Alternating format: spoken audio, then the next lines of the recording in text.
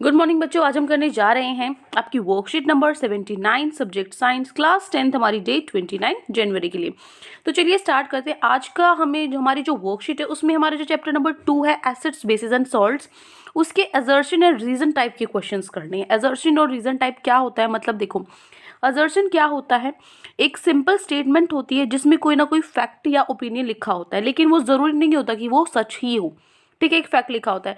Reason क्या होता है, a statement suppose to justify the assertion, मतलब रीजन की जो असर्शन जो स्टेटमेंट आपने यहाँ पर दी थी, जो फैक्ट आपने यहाँ बताया था, उसका जो कारण है, ठीक है, वो बताता है रीजन। ये भी जरूरी नहीं है बट नॉट नेसेसरीली ट्रू, जरूरी नहीं है कि ये रीजन भी सही हो। ठीक है, तो आपको करना क्या है, देखो आपको दो स्टेटमेंट्स दी जाएंगी इस क्वेश्चन में, एक असर्शन और दूसरा रीजन। ठीक है, तो आपको सही आंसर छांटना है। आपको ए बी सी डी चार ये ऑप्शंस दिए जाएंगे। जैसे फर्स्ट ऑप्शन है both A and R are true, मतलब दोनों असर्शन और रीजन दोनों ठीक है, लेकिन जो आर है वो करेक्ट एक्सप्लेनेशन है असर्शन की, मतलब दोनों ठीक भी हैं, और जो ये रीजन दिया है ना इसका, ये इसका रीजन भी है, इसका कारण भी है, इसकी बिल्कुल करेक्ट एक्सप्लेनेशन है असर्शन की। ठीक है, सेकंड है both A and R are true, दोनों ट्रू है, यहाँ पे भी ट्रू थे, लेकिन यहाँ पे आर ये रीजन इसके लिए सही था, लेकिन यहाँ पे ये अपनी अपनी जगह पे ट्रू है, लेकिन ये इसका कारण नहीं है, but R is not the correct explanation of assertion. C part है A is true but R is false, assertion ठीक है लेकिन रीजन गलत है। डी है A is false but R is true, assertion गलत है लेकिन रीजन सही है। ठीक है, तो देखो एग्जाम्पल से समझते हैं। फर्स्ट है हमारा असर्शन में दिया हुआ है the waste from a paper factory contains a high amount of hydrochloric acid. जो वेस्ट है, जो फैक्ट्रीज है, पेपर फैक्ट्रीज, वहाँ से बहुत ज़्यादा HCl जो हाइड्रोक्लोरिक एसिड है वो बहुत ज़्यादा होता है। जो पेपर्स में जो फैक्ट्रीज हैं, पेपर फैक्ट्री है, वहाँ से जो वेस्ट होता है उनके अंदर, तो हम इन जो वेस्ट है इनको ट्रीट करते हैं, ट्रीटमेंट जो इनका करते हैं वो करते हैं स्ट्रॉन्ग बेस के साथ डिस्पोजल से पहले, ताकि वो सेफ हो सके, हार्मफुल ना हो। ठीक है, जो मतलब डिस्पोजल से जो डिस्पोजल है, डिस्पोजल से पहले इसको हम क्या करते हैं, स्ट्रॉन्ग बेस के साथ ट्रीट कराते हैं। ठीक है, इसका रीजन क्या है, क्यों treating it with sodium hydroxide neutralises the effect of acid, क्योंकि अगर हम सोडियम हाइड्रोक्साइड NaOH, OH वाला क्या होता है बेस, H वाला क्या होता है एसिड, तो सोडियम हाइड्रोक्साइड है वो क्या कर देगा, न्यूट्रलाइज कर देगा एसिड का इफेक्ट। जितना ज्यादा एसिडिक है तो मैं उतने ही ज्यादा बेस से क्या कर रही हूँ, उसको रिएक्ट करा रही हूँ, तो वो न्यूट्रल हो जाएगा, ना वो एसिडिक रहेगा ना वो बेस, वो तो न्यूट्रलाइज हो जाएगा। ठीक है, तो ये इसका करेक्ट रीजन है। तो देखो बोथ, तो आपका ऑप्शन क्या आएगा इन चारों में से, ये जो चार दिए इनमें से बताओ कौन सा ऑप्शन सही है। ए है both A and R are true, ये दोनों सही है, बिल्कुल ऐसा ही होता है, एंड आर इज करेक्ट है, और इसीलिए करेक्ट एक्सप्लेनेशन है आर। इसका रीजन यही है कि स्ट्रॉन्ग बेस से हम क्यों रिएक्ट कराते हैं, ताकि वो न्यूट्रलाइज हो जाए। ठीक है, इसका मतलब कौन सा ऑप्शन सही है हमारा, ऑप्शन नंबर ए सही है, both A and R are true and R is correct explanation of assertion. ठीक है, उसके बाद यहाँ दिया हुआ है रीजन भी नीचे अच्छे से आपको एक्सप्लेन किया हुआ है कि जो हाइड्रोजन क्लोराइड है HCl है, जो जब हम उसको वाटर के साथ ऐड करते हैं तो वो आयनाइज हो जाता है, आयंस फॉर्म होते हैं, जिससे हाइड्रोजन और क्लोराइड आयन हमारा बनता है। तो ये क्या होगा, ये एसिडिक होता है, HCl एसिडिक होता है, और इसको हम न्यूट्रलाइज कर सकते हैं बेस के साथ ही, एसिड और बेस इक्वली हो जाएगा तो न्यूट्रल ही हो जाएगा ना वो तो इसलिए जो हाइड्रोक्लोरिक एसिड है वो एक, हमें पता है कि वो स्ट्रॉन्ग एसिड है, इसलिए उसको न्यूट्रलाइज कर सकते हैं bye reacting with strong base के साथ, उसको रिएक्ट करा के। रिएक्शन क्या होगी, HCl है, HCl को Na हो गया, ये क्या है एसिड, ये क्या है बेस, इनको रिएक्ट कराओ, क्या बन गया, सोल्ट बन गया NaCl। ठीक है, NaCl बन गया, और क्या बना हमारा, वाटर फॉर्म हो गया। इसका मतलब क्या होगा, हमारा आंसर नंबर ए ठीक होगा। ठीक है, NaCl तो हमारे लिए बिल्कुल भी हार्मफुल नहीं है ना, तो ये हो जाएगा हमारा option A, both A and R true and R is correct explanation of assertion. ठीक है, अब आते हैं हमारे क्वेश्चन पे। अब इनकी प्रैक्टिस करनी है, 6 क्वेश्चन आज आपकी वर्कशीट में गिवन है। Now practice this question.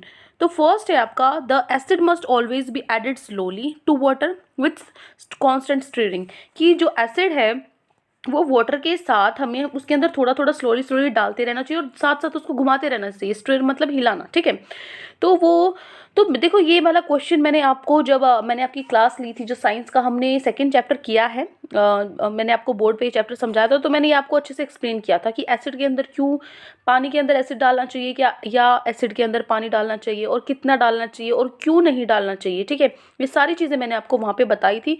अगर आप चाहते हो तो, जिन बच्चों ने नहीं देखी, जिन्होंने देखी है उनको तो ये सब आता होगा, लेकिन जिन्होंने नहीं देखी है तो मैं लिंक है जो डिस्क्रिप्शन में डाल दूँगी, वहाँ से आप देख सकते हो। ठीक है, तो वहाँ मैंने इसको एक्सप्लेन किया हुआ है कि जो एसिड है ना उसको धीरे धीरे डालना चाहिए वाटर के अंदर, वाटर को एसिड के अंदर नहीं, एसिड को वाटर के अंदर डालना चाहिए, और वो भी कांस्टेंट स्टीयरिंग के साथ साथ साथ उसको घुमाते हुए। ठीक है, रीजन क्या है इसका? The process of dissolving N acid in water is highly exothermic. ये इसलिए है क्योंकि एसिड के अंदर इस प्रोसेस में जब हम डिसॉल्व करते हैं एसिड को वाटर के अंदर, तो वो क्या होता है? Highly exothermic. एक्सोथर्मिक मतलब बहुत ज़्यादा हीट रिलीज होती है। ठीक है, आपका जो फेस है वो भी बर्न हो सकता है। इसीलिए हमें क्या करना चाहिए, ये बहुत केयरफुली ये प्रोसेस धीरे धीरे स्टीयरिंग के साथ करना चाहिए। तो इसमें आपका ये रीज़न सही है, दोनों तो ट्रू हैं ही, ऐसा ही होता है। और ये रीज़न क्या, इसकी सही एक्सप्लेनेशन है? हाँ बिल्कुल सही एक्सप्लेनेशन है, क्योंकि उसको हमेशा ऐसे ही स्लोली करना चाहिए, क्योंकि वो क्या करता है, वो हाईली एक्सोथर्मिक है, हमें हार्म कर सकता है। तो ये क्या हो जाएगा, दोनों ट्रू भी हैं और ये इसका रीज़न भी है। ठीक है, तो दोनों ट्रू और रीज़न किस में है? दोनों ट्रू और रीजन किस में? ए पार्ट में ही है ना। Both A and R true and R is correct explanation of the assertion. देखो ये ऑप्शंस दिमाग में बिठा लो ताकि हमें बार बार ऊपर ना आना पड़े। फर्स्ट क्या है, दोनों ट्रू हैं और आर करेक्ट एक्सप्लेनेशन है। बी क्या है, दोनों ट्रू हैं, आर करेक्ट एक्सप्लेनेशन नहीं है। और सी में क्या है, ए ट्रू है और रीजन गलत है। डी में क्या है, ए गलत है और रीजन ठीक है। याद रहेंगे अब आपको ये, अब बार बार हमें ऊपर नहीं आना पड़ेगा, वहीं हम ए बी सी डी यही आपको लिखने हैं ऑप्शंस में, ए बी सी डी। आप भी एक ही बार लिख सकते हो, आपको भी बार बार एक बार क्वेश्चन, इस क्वेश्चन से पहले ये क्वेश्चन करना है ना आज आपको, तो इस क्वेश्चन से पहले आप सारे ऑप्शंस लिख लो और फिर सबके फटाफट आंसर कर दो। ठीक है, तो यहाँ से देखो फर्स्ट का क्या आंसर आ जाएगा, फर्स्ट का आंसर है ए। सेकेंड है assertion, calcium oxide is base but not an alkali.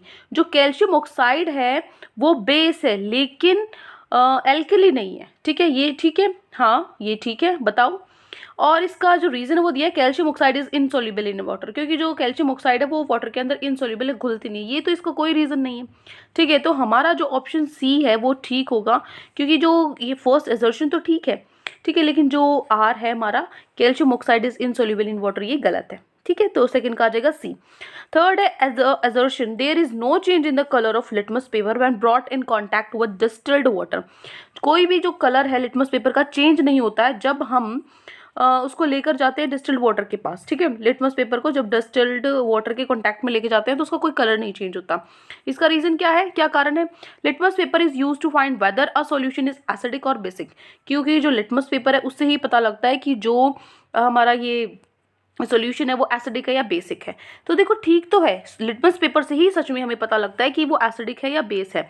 ठीक है, लेकिन ये भी ठीक है, असर्शन देयर कोई चेंज नहीं है, लेकिन ये इसका रीजन नहीं है, ये इसका रीजन नहीं है। ठीक है, कि कलर चेंज नहीं हुआ, वो पता लगाना पड़ेगा क्यों, क्योंकि आपने जो लिटमस पेपर है डिस्टिल्ड वाटर के साथ इसका रीजन नहीं कि लिटमस पेपर एसिडिक बेस के, जैसे आपको पता है कि जो एसिड है वो क्या होता है, ब्लू लिटमस रेड या रेड लिटमस ब्लू, ये आप मुझे कमेंट्स करके बताओगे। ठीक है, ये सारी चीज़ें मैं आपको डेली वर्कशीट में बताती हूँ, आपकी भी रिविजन होगी और मैं देखूंगी एक एक कमेंट करके कि कितने बच्चों ने सही आंसर दिया है मेरे को। ठीक है, जो एसिड और बेस दोनों का बताओगे, रेड से ब्लू, ब्लू से रेड, कौन सा होता है। ठीक है, एसिड और बेस में। तो देखो यहाँ पे दोनों करेक्ट ऑप्शन है, लेकिन जो लिटमस पेपर है वो एसिड बेस के बताने के लिए ही होता है, लेकिन इसकी करेक्ट ऑप्शन करेक्ट एक्सप्लेनेशन नहीं है। तो कौन सा ऐसा ऑप्शन था, बी ऐसा ऑप्शन था। तो क्या हो जाएगा हमारा थर्ड का बी। ठीक है, फोर्थ है असर्शन हमारा है HNO3 is a strong acid. ठीक है भाई, होता है असर्शन, HNO3 स्ट्रॉन्ग एसिड होता है। ठीक है, और दूसरा है and strong acid dissociate completely और ऑलमोस्ट कंप्लीटली इन वाटर। और जो स्ट्रॉन्ग एसिड होता है वो वाटर में कंप्लीटली डिसोशिएट होता है, आयंस में टूट जाता है। तो ये भी बिल्कुल ठीक है, ऐसा ही होता है। HNO3 स्ट्रॉन्ग एसिड है, इसका इस चीज से तो पता लगता है क्योंकि वो कंप्लीटली डिसोशिएट हो जाता है। तो ये इसका करेक्ट रीजन है। तो हमारा जो फोर्थ है उसका आंसर क्या आएगा, ए आएगा। ठीक है, उसके बाद है assertion salts are the products of an acid base reaction. जो सॉल्ट्स हैं वो क्या है, प्रोडक्ट है एसिड बेस रिएक्शन की, ये आपको बताना है। ऐसा ही होता है क्योंकि जब एसिड और बेस रिएक्ट करते हैं तभी तो सॉल्ट बनता है। रीजन है सॉल्ट में भी एसिडिक और बेसिक। देखो ऐसा होता है कि जो सॉल्ट है वो एसिडिक और बेसिक दोनों हो सकता है। ठीक है, लेकिन ये इसका रीजन नहीं है। ठीक है, कि जो सॉल्ट्स है वो ये इसलिए नहीं है कि भाई एसिड या बेस के साथ रिएक्ट करता है इसलिए एसिडिक बेसिक, ये रीजन नहीं है इसका करेक्ट। देखो सॉल्ट है जो एसिडिक हो सकता है, क्योंकि मान लीजिए आपने सॉल्ट और बेस को रिएक्ट कराया, एसिड और बेस को रिएक्ट कराया है सोल्ट बनाने के लिए, तो एसिड मान लो वीक है बहुत और आपने बेस ले लिया बहुत स्ट्रॉन्ग वाला, तो वो ज़्यादा बेसिक होगा ना जो सोल्ट आपके पास बनेगा, क्योंकि आपने स्ट्रॉन्ग बेस लिया तो वो बेसिक ज़्यादा, उसका नेचर बेसिक ज़्यादा होगा। ठीक है, तो एसिडिक और बेसिक तो हो सकते हैं, लेकिन ये इसका करेक्ट एक्सप्लेनेशन नहीं है। तो फिफ्थ का आ जाएगा हमारा बी ऑप्शन, ठीक है। इसमें किसी किसी ने जैसे सी ऑप्शन भी बोलते हैं बच्चे, लेकिन ऐसा नहीं होगा कि भाई रीज़न जो वो गलत है, आर गलत नहीं है बेटा। सच में ही जो सॉल्ट है वो एसिडिक और बेसिक थोड़ा सा तो उसका नेचर होता ही है, ठीक है। तो इसीलिए ये करेक्ट सी वाला ऑप्शन बिल्कुल भी करेक्ट नहीं है, तो बी ही ऑप्शन आपको इसमें करना है। 6th है आपका, जब हम H2SO4 को मिलाते हैं वाटर के साथ, वो एक्वस सॉल्यूशन था, resulting aqueous solution get corrosive. तो जो आपका सॉल्यूशन होता है वो कोरोसिव हो जाता है। ये भी चीज़ें मैं ये भी एक्सप्लेन कर चुकी हूँ आपको चैप्टर में। रीज़न क्या है इसका, hydronium ions are responsible for corrosive action, ये भी मैंने आपको बताया था। H+ और क्या था हमारा हाइड्रोनियम आयन, ये दोनों क्या होते हैं, इसी से ही जो हमारा जो एसिडिक नेचर है, जो कोरोसिव जो होती है, कोरोजन जो होता है, इसी की वजह से होता है, ठीक है। तो रीज़न ये बिल्कुल सही है, असर्शन भी सही है, रीज़न भी ठीक है, और ये इसका रीजन करेक्ट है, तो आप लिखोगे ए ऑप्शन, ठीक है। तो ये 6 क्वेश्चंस आज आपकी वर्कशीट में गिवन थे। आई होप आपको अच्छे से समझ में आ गए, बहुत ही इजी वर्कशीट थी। कोई भी डाउट हो आपको तो कमेंट सेक्शन में आप मुझसे पूछ सकते हैं, और अगर आपको वीडियो अच्छी लगी तो चैनल को सब्सक्राइब कर सकते हैं, वीडियो को लाइक कर सकते हैं। एंड वन मोर थिंग, मुझे आपको बताना था कि आजकल जो वर्कशीट्स हैं वो थोड़ा लेट हो रही है बेटा। वो इसलिए हो रही है क्योंकि एक तो नेट की बहुत ज़्यादा प्रॉब्लम है, कुछ एरियाज़ में जो नेट है वो बंद है किसान आंदोलन की वजह से, ठीक है। तो हम अपलोड नहीं कर पा रहे हैं वीडियोस को, लेकिन हम धीरे जैसे तैसे करके कहीं ना कहीं से मतलब जुगाड़ लगा के कर ही रहे हैं। तो थोड़ा सा लेट हो जाती है, लेकिन आपकी वीडियो डेली आएंगी। और मंडे से तो ये जैसे कल का दिन है, उसके बाद मंडे से तो ये रूटीन में ही आपको, जैसे पहले दिन मिल जाती थी ना रात को या फिर सुबह मिल जाती थी, वैसे ही आपको डेली ये आपका सारा काम हो जाएगा, ठीक है। तो and one more thing is कि स्टूडेंट्स, अनअकैडमी ने कॉम्बैट कंपटीशन लॉन्च किया है 10th क्लास की प्रिपरेशन के लिए। ये कंपटीशन क्या है, इसमें क्या क्या बेनिफिट मिलने वाले हैं, ये मैं आपको बता देती हूँ। तो पहली बात, कोई भी इसमें पार्टिसिपेट कर सकता है, फ्री है, ठीक है। पहला, ये 6 कॉम्बैट होंगे। पहला कॉम्बैट होगा 31 जनवरी को, ठीक है, 11 बजे। तो आप पार्टिसिपेट करते हैं, जैसे कि पहला कॉम्बैट हो गया, यानी कि पहला कंपटीशन हो गया, उसके बाद आपको पहले जो भी क्वेश्चन आए होंगे उसमें उसकी डिटेल वीडियो दी जाएगी सॉल्यूशंस की, तो ताकि आप जब सेकंड कॉम्बैट हो तो उसमें अपनी फुल प्रिपरेशन के साथ उसमें पार्टिसिपेट कर सकें।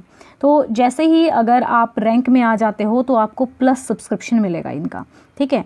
तो ये होने वाला है मैथ और साइंस का। सिलेबस क्या रहने वाला है, एनसीईआरटी का जो इनका डिटेल, यानी कि जो हमारा अपडेटेड सिलेबस है वही सिलेबस रहने वाला है। तो ये देखो कि 6 कॉम्बैट्स हैं, अगर आप इनमें पार्टिसिपेट करते हो, पहला होने वाला 31 को, फिर 14 को, फिर 28 को, हर 14 दिन में।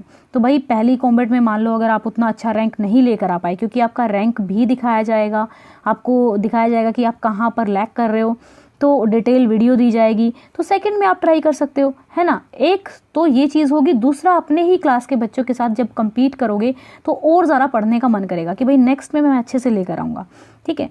तो जो रैंक 1 है उसको अगली क्लास का, क्लास 11th का पूरे साल का जो प्लस सब्सक्रिप्शन है वो फ्री में मिलने वाला है।